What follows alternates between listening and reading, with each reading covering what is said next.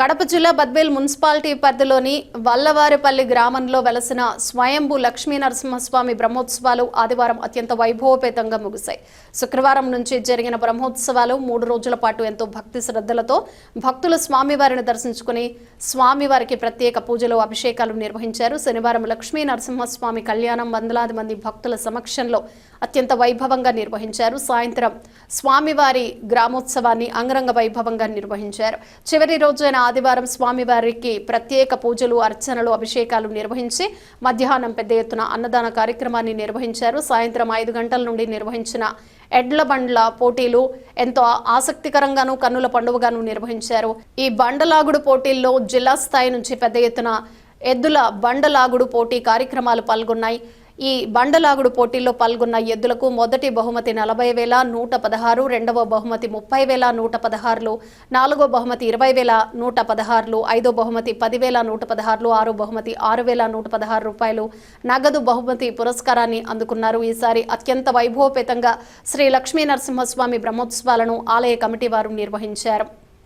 వీరం మహావిష్ణు జలంతం సర్వతోముఖ నృసింహం వేసిన భద్రముత్యో నమః. అందరికీ నమస్కారం.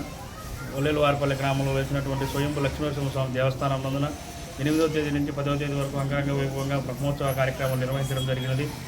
గడిచిన 6 సంవత్సరాల నుంచి అంగరంగ వైభవంగా లక్ష్మీనరసింహస్వామి యొక్క బ్రహ్మోత్సవాలు నిర్వహించడం అనేది జరుగుతుంది ఆనవాయితీగానే.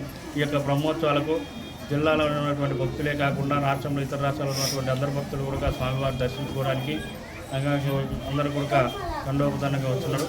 మొదటి రోజులో 8వ తేదీన గణపతి పూజ, మహాగణపతి హోమం, అలాగే అంకురార్పణ, ధ్వజారోహణం, అలాగే అన్ని కార్యక్రమాలు కూడా నిర్వహించడం జరిగింది. అలాగే ఆ రోజు స్వామివారికి ఎక్కువ గంగా జలాలతో అభిషేకం నిర్వహించి మధ్యాహ్నం అన్నదాన కార్యక్రమం నిర్వహించడం జరిగింది. అలాగే 2వ రోజున స్వామివారి తిరుకల్యాణ మహోత్సవం నిర్వహించి స్వామివారి చాందినీ పనులు ఎక్కడా లేనటువంటి విధంగా ఈ యొక్క లక్ష్మీనరసింహస్వామి ఆలయంలో ఎక్కడ కూడా ఉండలేనటువంటి విధంగా మన యొక్క ఆలయంలో చాందినీ పనులు కార్యక్రమం నిర్వహించడం, ప్రదర్శన కార్యక్రమం నిర్వహించడం జరుగుతుంది. ప్రతి సంవత్సరం కూడా ఈ పూర్వకాలం నుంచి వస్తున్నటువంటి ఆనవాయితీ ప్రకారంగా నిర్వహించింది.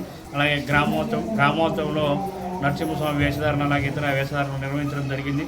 అలాగే 3వ రోజున వేకువజామునే స్వామివారికి పంచామృత అభిషేకము, అలాగే పూలంగి సేవ, హోమ కార్యక్రమాలు, ఎడ్ల పండుగ పోటీల కార్యక్రమం నిర్వహించడం జరిగింది. ఈ విధంగా 3 రోజులు స్వామివారి యొక్క బ్రహ్మోత్సవాలు అంగరంగ వైభవంగా నిర్వహించుకోవడం జరిగింది. ఈ యొక్క పూజా కార్యక్రమాలు అయితేనేవి కార్యక్రమాలన్నిటి కూడా గ్రామ పెద్దలు, గ్రామ యువత, గ్రామంలో ఉన్నటువంటి ప్రతి ఒక్కరి సహాయ సహకారాలు, అలాగే ఇతరుల యొక్క దాతల సహకారాలతో ఈ యొక్క బ్రహ్మోత్సవాలను అంగరంగ వైభవంగా నిర్వహించడం జరిగింది.